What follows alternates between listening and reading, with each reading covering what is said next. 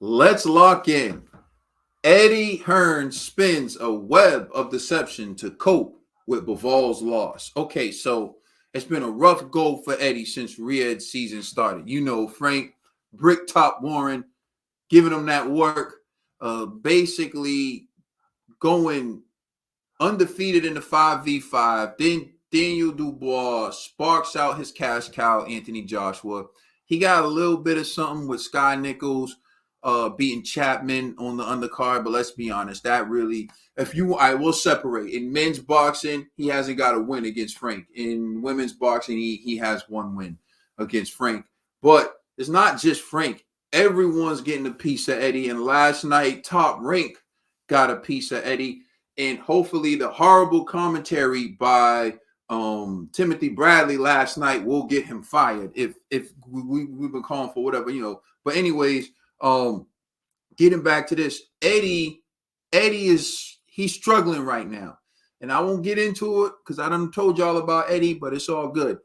Eddie now has to do media spin, like he's spinning like CNN, MSNBC. He's putting all the spin on this L that he can do, and I'm going to address his attempts to spin this in a second. But I want you to hear the spin coming out of Eddie Hearn's mouth.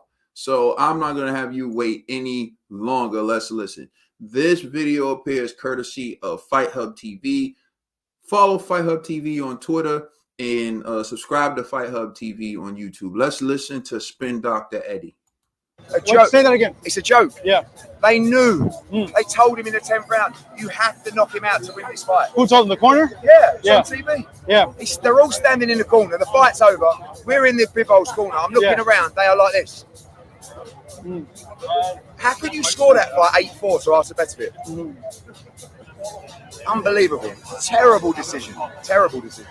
What can be done? What are you guys gonna do to? Listen, hopefully His Excellency will do the decent thing and give both Bivol a rematch. It was a masterclass performance in what was an amazing fight. I don't want to disrespect Artur Beterbiev because he's an incredible champion, but he did not win that fight. Dimitri Bivol won that fight. Eddie, you see the way Eddie rubbing his face, boy.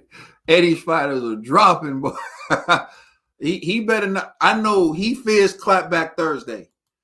Eddie fears Oscar De La Hoya's clapback Thursday. Oh man, I'm looking forward to it myself. All right, so we're going to take a listen to Eddie Hearn in the post-fight press conference. Because they're just incredible fighters.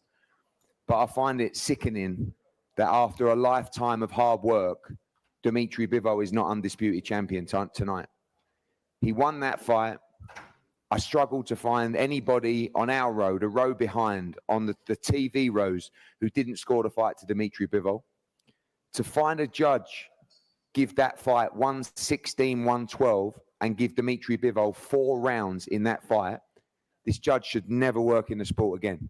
And I'm sorry, and everything you're going to get out, Dimitri, is I can do better. It's boxing. I take the judge's scorecard, but I don't buy it, because you don't deserve that after that performance. It was an absolute boxing masterclass. It was the perfect performance. And you know what? He can be better. Yeah. But that was just a pure show of concentration and skill and defense with offense thrown in, because they're just incredible fighters. But I find it sickening that after a lifetime of hard work. Come on, Eddie. All right. We're going to take a look at what Eddie Hearn posted on Twitter right now. So this is what Eddie Hearn posted. He said, "I'm so proud of you at Bivol, the true undisputed light heavyweight world champion." All right. So let me get into Eddie's spin. First of all, first of all, he said, you heard him. They said you got to knock him out in the 10th. As if that is something new. So when Tank was fighting Mario Barrios, Floyd ran up and said, you got to knock him out. On the unofficial, they got you down. You got to knock him out. Does that mean Tank was about to lose the fight? Does that mean he's about to lose the fight? You can go throughout the history of the sport. Most corners tell their fighter, you need to knock him out so that they can go out there and get the knockout to prevent it from going in the judge's hands. Terrence Bud Crawford, Sean Porter. Terrence Crawford sitting there chilling. He thinks he got the dub in the bag. Bomac says, you're down. And then Terrence goes, he's up? I go, yeah, he's up. TC goes out there and finishes Sean Porter. Was Sean Porter really up? I'm not going to lie. On my scorecard, he was up. I don't remember, but I know it was close. And I think it was closer than Bomac would have liked it to have been. But in the end, I do think Bud Crawford was up on the officials' scorecards, but they didn't think Bud was like, it was no chance he could win on the scorecard. What they were saying was to motivate Bud to go out there and do what he did, which was finish Sean Porter. So you can't come in here with this and then try to front. Another thing, we're talking about Artur Beterbiev, 20 victories, all coming by way of knockout. Of course he wants to knock out. He wants to keep his knockout streak alive. He had the perfect record. When I say perfect, I don't just mean in the fact that he was undefeated. I mean he knocked everyone he ever stepped in the ring with out. So, of course, he wants to get the knockout. So let's not overstate them saying that you need to get the knockout. Most people, especially when your fighter has shown the ability to hurt the other fighter and possibly get him out of there, you want to get it over with before it can go to the judges. You don't want the fight to go to the judges. So that's a reason why, you got to give credit where it's due to Beterbiev's corner for saying, go in there, get the knockout. You need the knockout. But you can't try to hold that against them as if it was some admission that they thought he was losing the fight. That's ridiculous. So another thing, people are talking about, his body language. You saw Bivol jumping up and down, and you saw Beterbiev, his body language didn't look like he won. First of all, tell the story the way it really is. Beterbiev never went to the scorecards in his entire professional career, so he doesn't know what it feels like. It's the first time he's going to the scorecards in the biggest fight of his life to become undisputed. How is he supposed to be acting? He doesn't know what you're supposed to do or he's thinking, man, this is weird. I don't know what this feels like. So he's not putting on the song and dancing and jumping up and down. But in the history of boxing, we've seen people lose the fight, throw their hands up and act like they won, knowing darn well there was no way they could have won the fight. So Devin Ryan Garcia, Devin got on the ropes and almost fell over.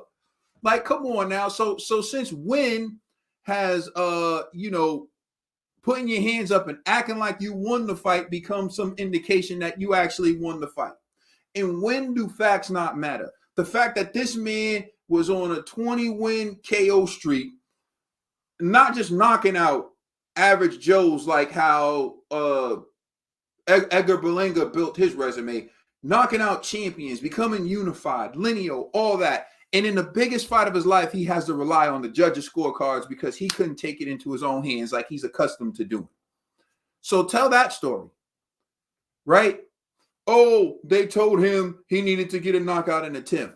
It is customary practice. Look at Terrence Crawford, Sean Porter. Look at Floyd Mayweather, Gervonta Tank Davis. You tell your fighter you need to knock him out. That's what you do to motivate him, especially when your fighter's a knockout puncher like Gervonta Tank Davis, especially when your fighter's on a knockout streak like how Terrence Bud Crawford was on a knockout streak when he knocked out Sean Porter, especially when you're on the ultimate knockout streak like Artur Beterbiev. Again, don't let these lies and webs of deception throw you off from the truth. The truth is Beterbiev didn't put on a boxing masterclass.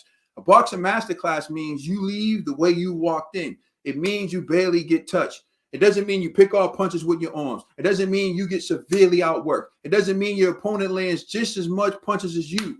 It doesn't mean that. That's not a boxing masterclass. And it's a spin. And even if you want to tell the truth, tell the truth. Say, I thought it was a close fight, but my guy won. If that's what you genuinely believe, I believe you may believe that because you have bias, you have interest, and you've given every potential round you can possibly give to Dimitri Bivol, including the 7th. But let's be honest about this situation. It wasn't a robbery. It wasn't ridiculous. It wasn't a boxing masterclass. It was a decent fight for what it's worth. But in the end, in my opinion, the right guy won. Let me know what you think in the comment section. Appreciate you watching. Like, share, subscribe. Thank you for rocking with me. It's Cade, and I'm out. Peace.